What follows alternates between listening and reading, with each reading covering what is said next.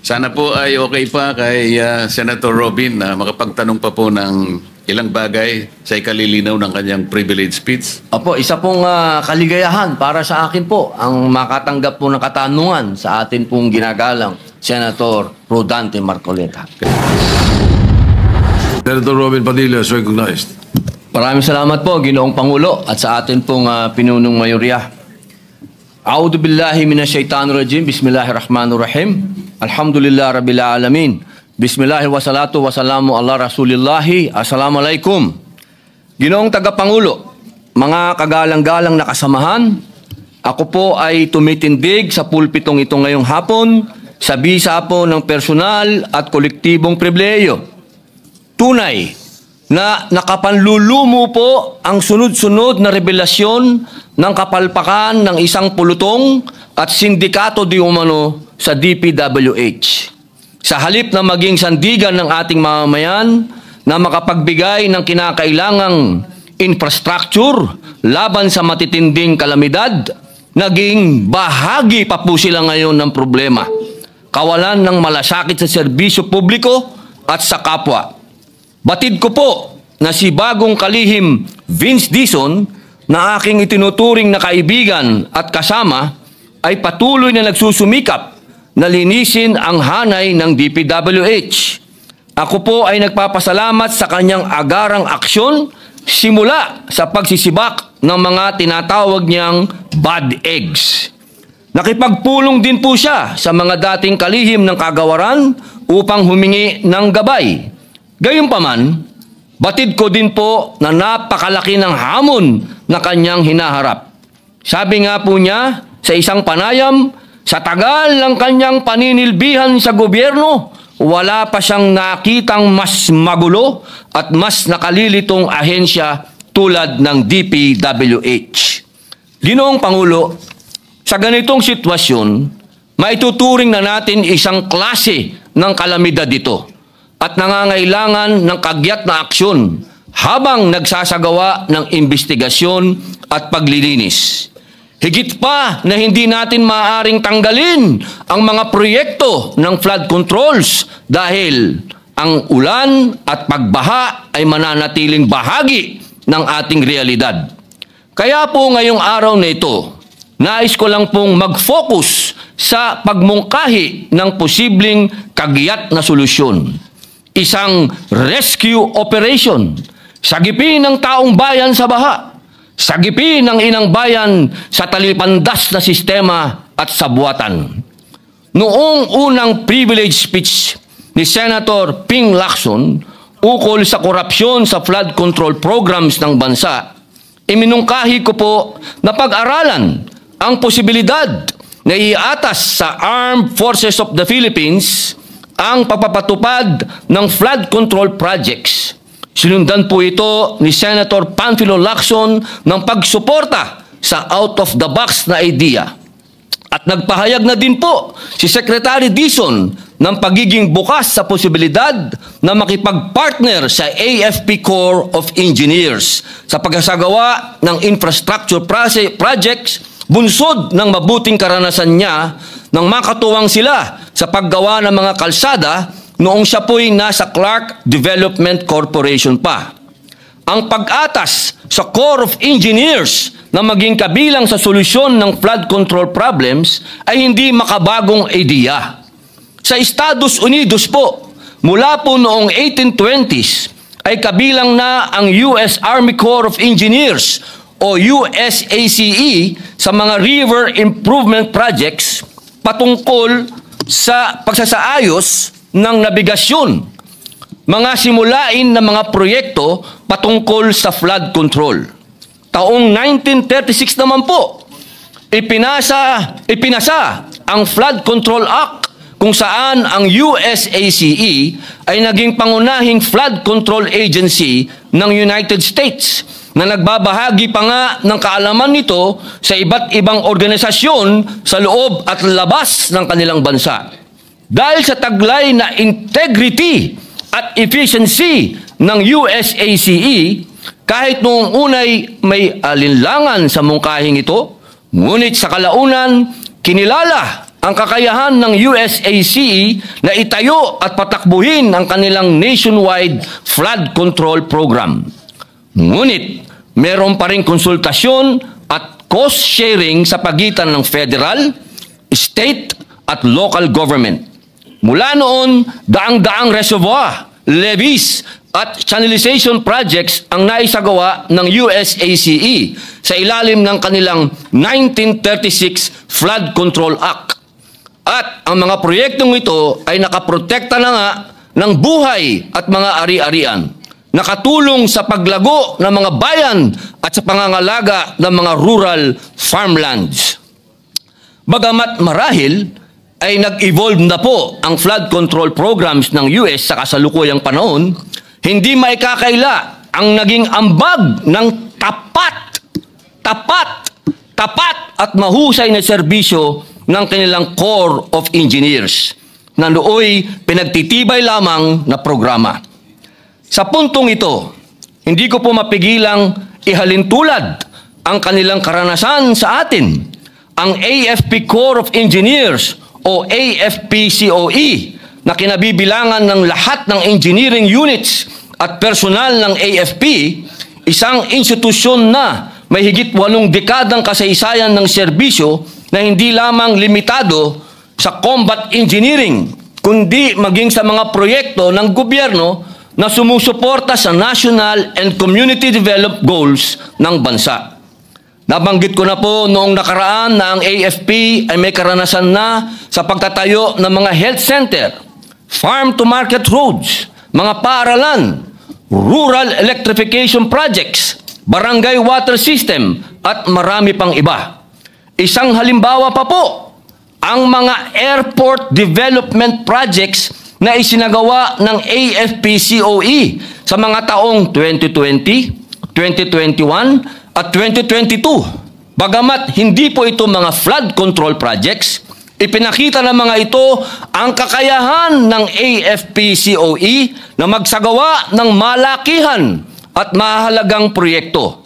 Pinakamalaking proyekto ay sa Lawag International Airport na nagkakahalaga ng 362.9 million na tinapos ng 51st Engineer Brigade sa loob lamang po ng mahigit 10 buwan. Mahigit pa sa halagang ito ang pinapatalo di umano sa kasino ng mga tiwaling engineer ng DPWH. Yan pong Cotabato Airport Development Project na isinagawa ng 54th Engineering Brigade na may approved budget for the contract o ABC na 158.6 million. 124.4 million lang po ang naging contract amount niyan. May savings pa. Ganon din po sa Vigan Airport Development Project na isinagawa ng 350 feet Aviation Engineer Wing, yung extension of runway project na may ABC na 67.9 million. Ang aktual na contract amount ay 60.4 million lamang. Meron na naman pong savings.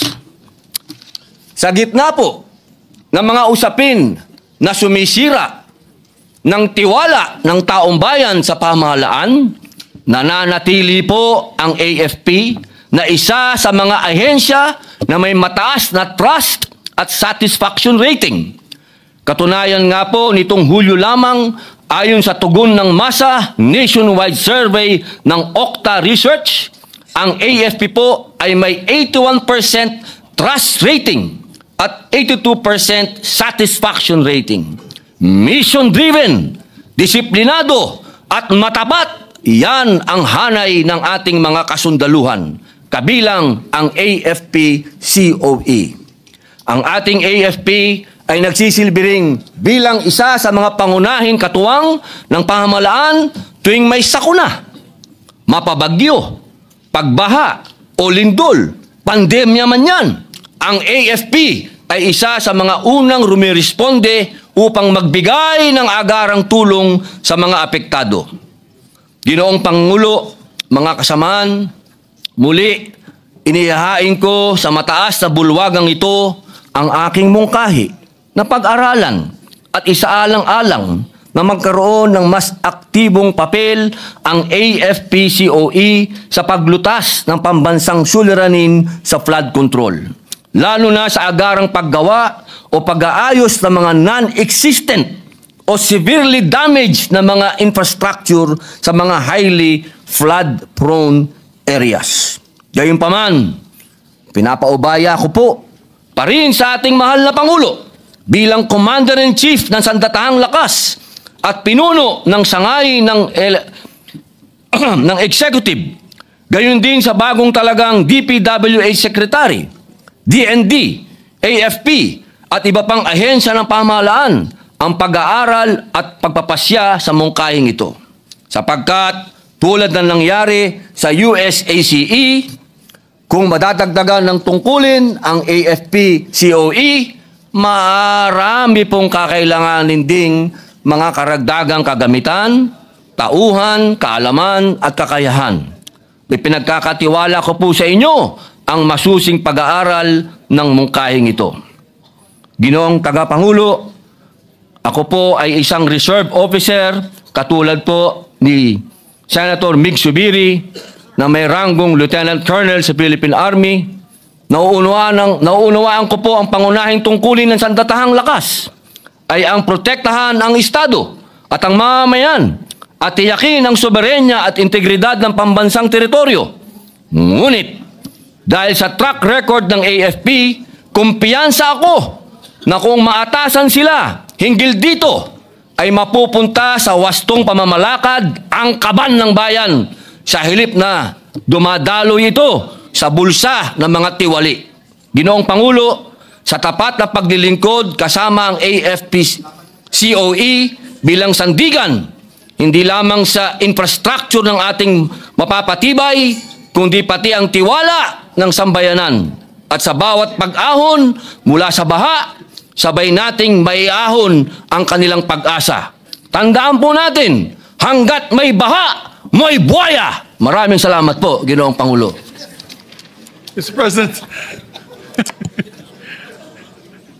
Majority Leader, delikado pala, Mr. President, pag may ba, talagang may buhaya. Senator Marcoleta is recognized. Maraming salamat po, Ginoong Pangulo. Sana po ay okay pa kay Senator Robin na makapagtanong pa po ng ilang bagay sa ikalilinaw ng kanyang privilege speech. Opo, isa pong kaligayahan para sa akin po ang makatanggap po ng katanungan sa atin pong ginagalang Senator Rodante Marcoleta. Kasi ang mga tanong ko, maring hindi mo ikaligaya sapagkat Basta pag wala pong wala nang baha, wala nang buhaya. naunawaan ko po kasi ang pangangailangan ng mga measures kapag dumarating ang mga sakuna, lalong-lalo na po ang baha, na talagang wala naman pong kinikilalang tao yan o lugar, lahat sasagasaan po niya. Kaya naiisip po ninyo na maisalba natin ang ating mga komunidad, ang ating mga kababayan, kahit sa anumang paraan na mabisa. Yun po ba ang gusto nyo sabihin, Ginoong Pangulo? Opo, Ginoong Pangulo, kasi sa ngayon po, unang-una po sa lahat, maisalba. Kaya nga po tinatawag ko po na isang rescue operation to. Pangalawa po, maibsan ang galit na nararamdaman po ng ating mga kababayan. Sa oras po nito, umuusok ang galit po ng ating mga kababayan at sa tingin ko po, kung meron pong napagkakatiwalaan sila na mga katulad po ng kasundaluhan na napakataas po ng kanilang approval rating, satisfaction rating, magkakaroon po ng katahimikan na rin ang pag-iisip ng ating mga kababayan po. Tama po yung binanggit ninyo, Ginoong Pangulo, ngunit alam din naman po natin na kahit ano pong mga temporary measures ang pwede nating gawin para lang ma-alleviate natin yung suffering ng ating mga kababayan. Ang tawag nga po nila dyan ay mga palliatives o mga cosmetic measures. At kung tawagin ay mga band-aid solutions. Pinakamabuti po kasi na talagang yung pinakaugat ng lahat ng ito kung bakit tayo bumaha ng ganito.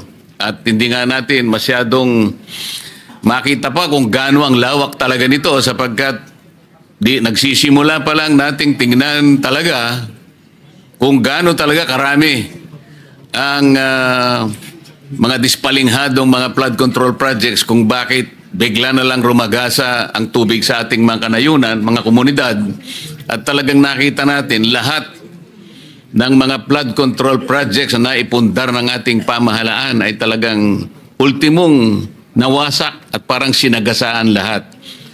Ang tinutukoy ko pong ugat, Ginoong Pangulo, ay yung malawakan at malalim na korupsyon na nangyayari at namamayani na po sa ating pamahalaan. Kapag hindi po natin ito nasolusyonan, mananatili po tayong umahanap na lamang po ng mga band-aid solutions. Nakatutulong po, bakit hindi? Ngunit hindi po natin ganap na napapawi yung pagkamuhi o yung galit ng ating mamamayan sapagkat hindi nagagawa ng pamahalaan ng kanyang pangunahing tungkulin na nakasulat pa man din sa ating saligang batas. Nakatungkulan po ng Estado, Ginoong Pangulo, na kailangan pong yung kapakanan po ng kanyang mamamayan ay kinakailangang unang-una sa listahan ng pamahalaan na dapat po nilang asikasuhin. Tama po ba yun, Ginoong Pangulo? Tama po, naniniwala po tayo dyan. Kaya po natin na isulat ang akin pong pribilehiyong talumpati sapagkat kapag nanood po tayo ngayon ng balita at nakita po natin at naririnig ko pa nga po na ang magpapatuloy ng mga proyekto, ng mga katulad po ng mga nasirang proyekto, yung mga proyektong guni-guni, ang magtutuloy daw po ay yung paring-paring mga kontraktor. Kaya po ako lalong nagkaroon ng lakas na loob na gawin po itong talumpati na ito sapagkat kung pamimiliin po ako kung pamimiliin po ako mismo, kung sino dapat ang gumawa nito at magkakatiwalaan ko, hindi na po siguro yung mga kontraktor na yun. Kung hindi, ito na po sigurong AFP, COE, na matagal na pong gumawa ng mga proyekto, katulad po ng mga airport. Kapag airport po ang ginagawa niyan, ibig pong sabihin, matibay po talaga yung mga runway na ginagawa nito mga ito. At sa cost po, sa cost na kung ano po yung budget, nakakatipid pa po sila. Meron pa pong savings, Kaya po nung narinig ko po yon sa balita, sabi ko, siguro naman mas maganda itong aking itatalumpati dahil ito sigurado, number 1, ang sundalo, disiplinado. Kapag gumawa sila ng kapalpakan, merong kaagad court martial. Andyan po kaagad. Talagang mabilis ang aksyon. Dito nga po, gumawa sila ng airport, 11 buwan lang. Kaya po naniniwala po ako, Ginoong Tagapangulo, na ito pong ating talumpati na ito, kapag ito po'y naisakatuparan, magiging, po ito? Pundasyon. Pundasyon po ito. Pwedeng sundan ng mga kontraktor sa darating na panahon kapag nagawa na po nila. Ito naman pong ating panukala, ito pong ating sinasuggest ngayon, hindi po ito pang matagalan. Ngayon lamang po ito, habang naggagawa po ng investigasyon, habang naggagawa po ng paglilinis, kailangan pong may umaksyon na kagad na mapagkakatiwalaan at sigurado pong matibay ang kanilang gagawin. Salamat po sa inyong sagot. Ngunit ay nakala ko rin na kahit gaano kagaling, kahit gaano kaseryoso, gaano man katapat ang pwede nating gamitin ng mga tao na pansamantalang makatutulong sa ating mga pangunahing suliranin na inaharap ng ating bansa ngayon, talagang kailangan pa rin na mailatag natin ang isang sistema na kung saan ay malinis natin ang korupsyon sa ating bansa. Kasi kahit ano pong, kahit sinong tao, kahit anong korporasyon ang gamitin natin, kahit anong grupo ng tao ang gamitin natin, kapag ang sistema po ay hindi tama, ay palaging babalik-balik din tayo doon sa mga paggawa na talagang hindi naman katanggap-tanggap sa ating mga kababayan. Kaya po siguro napansin ninyo, Ginoong Pangulo, sa una pa lamang na pagsisikap natin na may ayos ang sistema natin at kahit papano ma-address natin ang corruption, naging tuntunin po natin nung tayo po ay nanguna sa Blue Ribbon Committee na hindi lamang po yung maliliit na tao ang dapat nating matukoy. Dapat sana pati na po yung malalaki. Huwag nating katakutan kung gaano man sila kalaki. Kaya po, kung mapapansin niyo, Ginoong Pangulo, yung nauna nating direksyon ay, kung baga, tayo'y namimingwit ng isda eh. Opo. Sa pamimingwit ng isda, Ginoong Pangulo, gagamit po tayo ng pain. Isang maliit na bagay o isang maliit na isda rin para sa ganoon makahuli tayo ng mas malaking isda. Tama po. Yun lamang po ang paraan kasi. Hindi man siguro ganap, maring hindi po natin lahat maayos. Ngunit kailangan nating matukoy, kailangan nating makilala. Hindi lamang po kontraktor ang kinasangkapan dito eh. Tama po. Hindi lamang po mga opisyales, Ginoong Pangulo, ang may kasalanan dito ng DPWH, maliit o malaki. Lalong-lalo na yung mga tao na nagpasimula kung paano ilatag ang mga pondo nito para sa ganun ay kanilang malustay. Kaya po ang direksyon na tinahak natin, kinausap natin yung mga ibang mga gustong tumistigo, kung sila'y makapagsasabi ng saganang sa kanila, ay yun ang pwede nilang i-contribute sa paghanap natin ng kalutasan hanggang sa ipangako nga natin sa kanila na sa ilalim ng umiiral na batas, Ginoong Pangulo, meron tayong protection na may bibigay sa inyo kung kayo ay makagaganap doon sa mga requirements na inilatag ng batas.